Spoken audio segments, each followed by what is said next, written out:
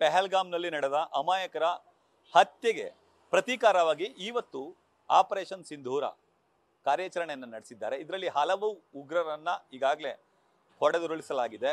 ಇನ್ನು ಈ ಕುರಿತಂತೆ ಸಾಕಷ್ಟು ಕಾರ್ಯಾಚರಣೆ ಕೂಡ ನಡೀತಿದೆ. ಈ ಕುರಿತು ಮಾತಾಡ್ಲಿಕ್ಕೆ ಮೈಸೂರಿನ ನಾಗರಿಕರು ಏನೆಲ್ಲ ಹೇಳ್ತಾರೆ ಬನ್ನಿ ಅವ್ರನ್ನ ಮಾತಾಡ್ಸೋಣ. ಸರ್,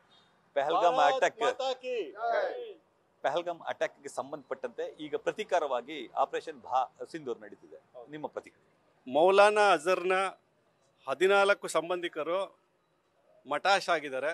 ಅದಕ್ಕೆ ನಮ್ಮ ಸಂತಸ ವ್ಯಕ್ತಪಡಿಸ್ತಾ ಇದ್ದೀವಿ. ಏನ್ ಹೇಳ್ತೀರಾ ಸರ್ ಇದಕ್ಕೆ? ಏನಿಲ್ಲ, ಇನ್ನೂ ಅವ್ರಿಗೆ ಪಾಠ ಕಲಿಸ್ಬೇಕು. ಎಸ್ ಸರ್, ಪಾಠ ಅಂದ್ರೆ ಯಾವ ತರ ಸರ್? ಸರ್, ಇದು ಸದ್ಯಕ್ಕೆ ಇದು ಶಾಂಪಲ್ ಅಂದಂಗೆ. ಇದು ಇನ್ನು ಮುಂದೆ ಏನಿದೆ, ನಮ್ಮ ಸೈನ್ಯ, ನಮ್ಮ ದೇಶ ಇವಾಗ ಎಷ್ಟು ಇದಾಗಿದೆ ಅನ್ನೋದಕ್ಕೆ ತೋರಿಸ್ತಾ ಇದ್ದಾರೆ. ಇದು ತುಂಬ, ಯಾಕೆಂದರೆ ಇನ್ನು ಮುಂದೆ ತುಂಬಾನೇ ದಾಳಿಗಳು ನಡೆಯೋ ಸಾಧ್ಯತೆ ಇದೆ. ಮಾಡೇ ಮಾಡ್ತೀವಿ ನಾವು. ಯಾವುದೇ ಕಾರಣಕ್ಕೂ ಉಗ್ರಗಾಮಿಗಳನ್ನ ಅವ್ರ ನೆಲೆನ ಬಿಟ್ಕೊಡೋ ಇದೇ ಇಲ್ಲ ಸರ್, ಮಾತೇ ಇಲ್ಲ ನಮ್ಮ ಸೈನಿಕರಿಂದ. ಸೈನಿಕರು ತಕ್ಕ ಉತ್ತರ ಕೊಟ್ಟಿದ್ದಾರೆ ಅಂತ ಅನಿಸ್ತದೆ? ಖಂಡಿತ ಸರ್, ಖಂಡಿತ ಪೂರೈಸ್ಬಿಡ್ಬೇಕು. ಯಾವುದೇ ಕಾರಣಕ್ಕೂ ಬಿಡಬಾರ್ದು ಇಲ್ಲ ಈ ಚಾನ್ಸ್ನ. ಅಷ್ಟೇ ಸರ್ ನಾವು ಹೇಳೋದು.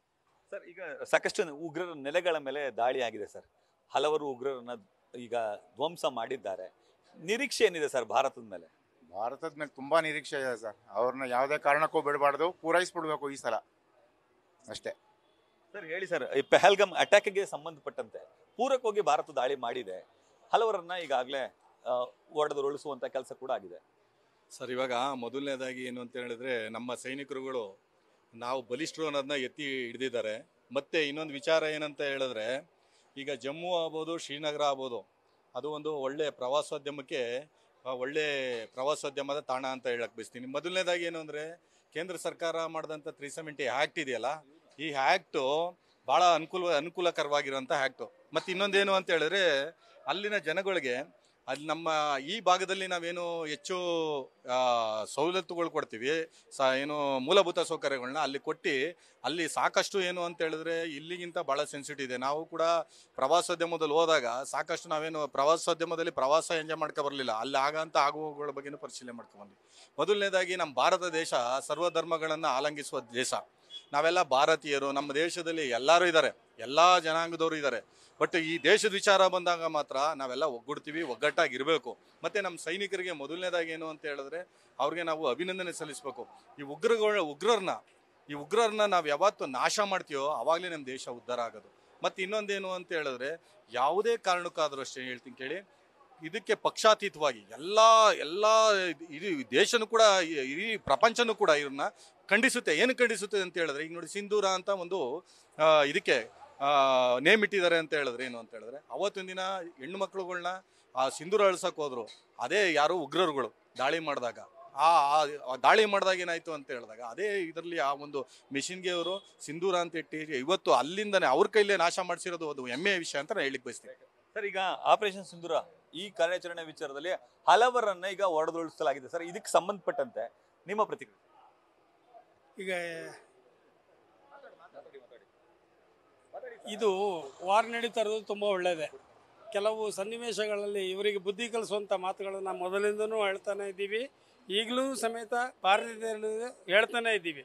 ಭಾರತೀಯರಿಗೆ ಏನು ಬೇಕು? ನಾವು ಶಾಂತಿಯಿಂದ ಬದುಕುವಂಥ ಜನ.